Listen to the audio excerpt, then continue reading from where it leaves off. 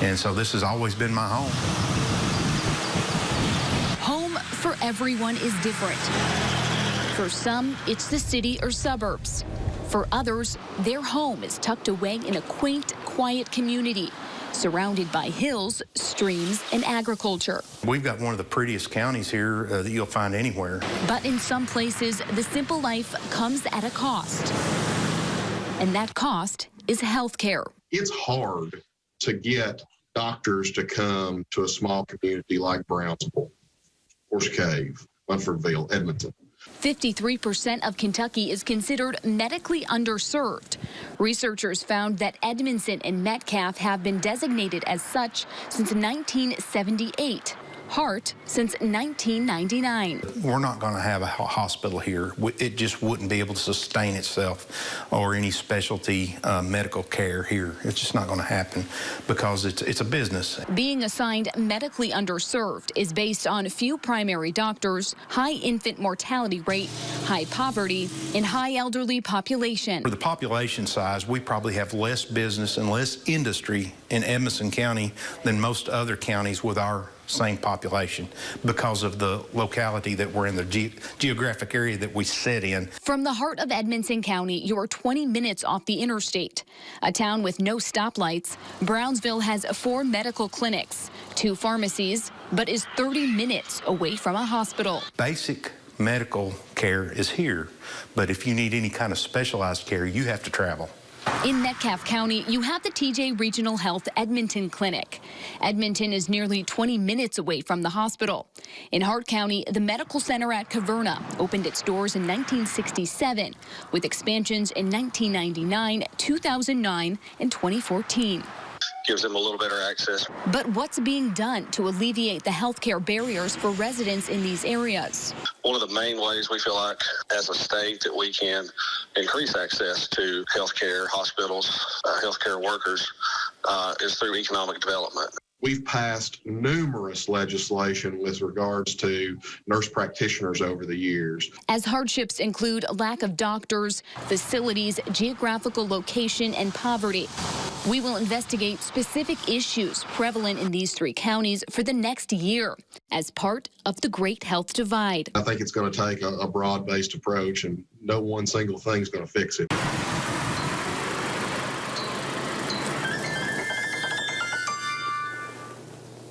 That one's okay. My problem is I got to carry this with me all the time because I'm on call 7 days a week.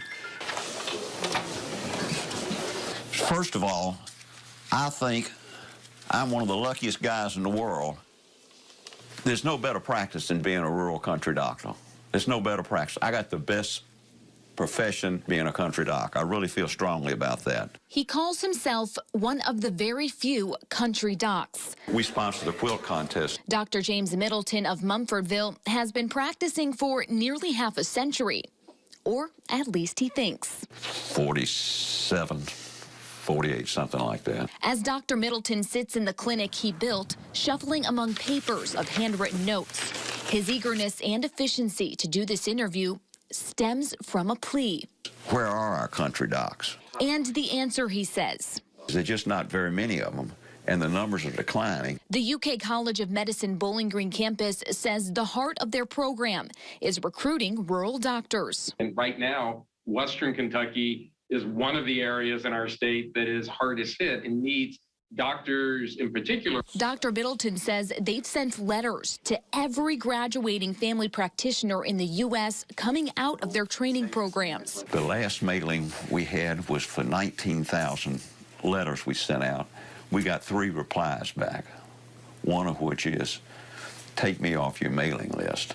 So what is the reason for the shortage of country docs? Overall, it's money. They're very nervous about having that kind of debt. They want security, and they got to make enough money to pay off those notes. And Dr. Middleton adds it's also the lack of money coming in from the federal government and insurance companies. You go into the pavilion at Glasgow, and Glasgow, the hospital gets paid a facility fee. I think it's around $30 just to walk in the door. But not here, he says. However, Dr. Middleton believes he has several solutions. First, his clinic did a study to analyze the cost of health care that he provides compared to the same services at an East Louisville clinic. What they found, the private insurance actually would save money by working with more rural clinics like his. Blue Cross and Blue Shield pays 25% more to take care of their patients in the east end of Louisville than they pay us down here in rural Kentucky. So they need more guys like us that'll save them 25% on the health care cost. Additionally, he believes a facility fee, like the one the commercial facilities get, would help. We see between 25 and 30,000 patients a year in this clinic. You give me $30 a head, and I can hire a new doc. And so the lack of country docs, creating a healthcare crisis. One, for some folks, could be the difference between life or death. Do you feel like you cannot retire? I don't want to retire. I do have a feeling as who's going to take care of these people out here, what's going to happen if I'm not here. But I don't want to retire. The greatest thing I can do is come in here every day.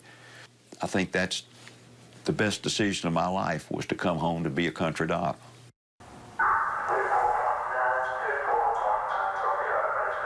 It was the mileage from pickup to the hospital. 24.9 miles. That's the average transport for Edmonson County EMS. We're as rural about it as it gets. There is not a traffic light in Edmonson County. We do not have a hospital.